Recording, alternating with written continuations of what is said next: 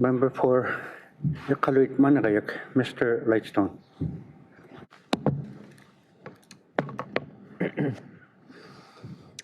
Thank you, Mr. Speaker. I'd like to thank the Premier for his recognition of our Senator, and he beat me to the punch. Mr. Speaker, it is an honor of mine to recognize my very own constituent, Mr. Dennis Patterson, as he resides not just around the corner from me up in the plateau, Mr. Speaker, and I would like to thank him for representing me and all of us and all Nunavut in Senate. Thank you, Mr. Speaker. Thank you. Welcome to the Assembly. We're at oral questions. Oral questions. Member for Iqaluit Managayak, Mr. Lightstone. Oh, my apologies, Mr. Speaker. I was a bit distracted, and that is actually related to my questions today.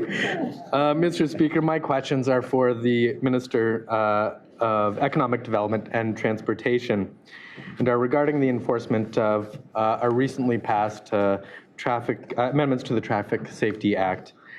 Mr. Speaker, as the Minister will recall, Nunavut's Traffic Safety Act was significantly amended in the year 2017. Mr. Speaker, one of the important provisions in the legislation was Section 239.1, which deals with the issue of distracted driving.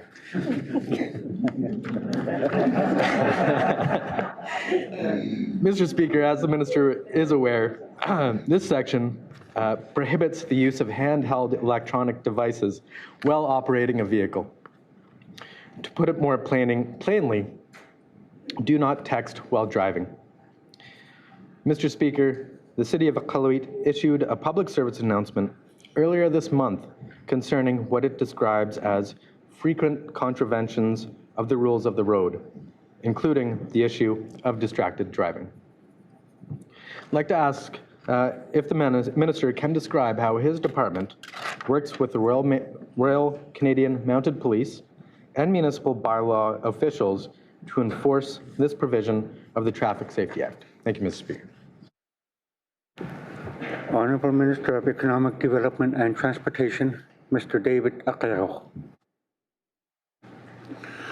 Thank you, Mr. Speaker. Mr. Speaker, our direct involvement with the RCMP on traffic is minimal, but once we pass our laws, any of our laws, they get trained to, as part of their ongoing duties on traffic, any kind of traffic, whether it's federal or territorial, that they would enforce. In terms of working directly with the City of Iqaluit and the bylaw,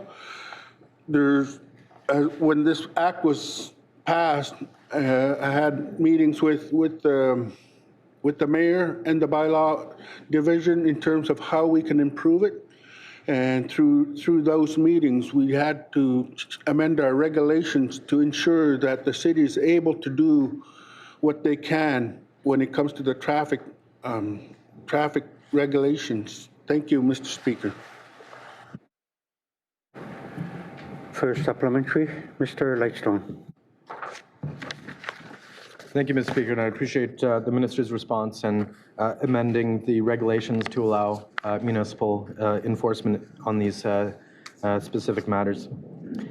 Mr. Speaker, I'm very confident that the Minister will completely agree with me when I say that impaired driving is completely unacceptable under any circumstances. Impaired driving also includes driving while under the influence of cannabis or other drugs. As the Minister will recall, the Government of Canada announced $964,000 over 5 years to Nunavut to support law enforcement by training and equipping them with standardized field sobriety testing and drug recognition expert evaluation to detect and deter drug-impaired drivers, as well as enforcing new driving offenses. Mr. Speaker, this funding was also intended to be used to develop standardized data collection and reporting practices that will be used to analyze trends, identifying gaps, and providing an accurate picture of drug-impaired driving in Nunavut. Mr. Speaker, for my next question, I'd like to ask the Minister to describe how his department has been involved in this initiative. Thank you, Mr. Speaker. Minister of Economic Development and Transportation, Mr. David Acero. Thank you, Mr. Speaker. Mr. Speaker, we haven't been directly involved in this under Economic Development and Transportation, but however, the Department of Justice it has been and under public safety. Through any kind of training that is required for law enforcement tends to go through that process. Thank you, Mr. Speaker. Second and final supplementary, Mr. Lightstone. Thank you, Mr. Speaker. And again, I appreciate the Minister's response, and will be giving a heads up to the Minister of Justice that I would like to follow up on that issue at another time. Mr. Speaker, as the Minister is aware, Section 328.1 of the legislation requires the Minister to prepare and table an annual report in the Legislative Assembly concerning such important matters as traffic safety in Nunavut. This section of the legislation came into force the year 2020. I'd like to ask the Minister to confirm when his first annual report under the Traffic Safety Act will be ready for tabling in the Legislative Assembly. Thank you, Mr. Speaker. Minister of Economic Development and Transportation, Mr. David Acero. Thank you, Mr. Speaker. Mr. Speaker, my intentions are to table this document if it's ready by fall session. Thank you, Mr. Speaker.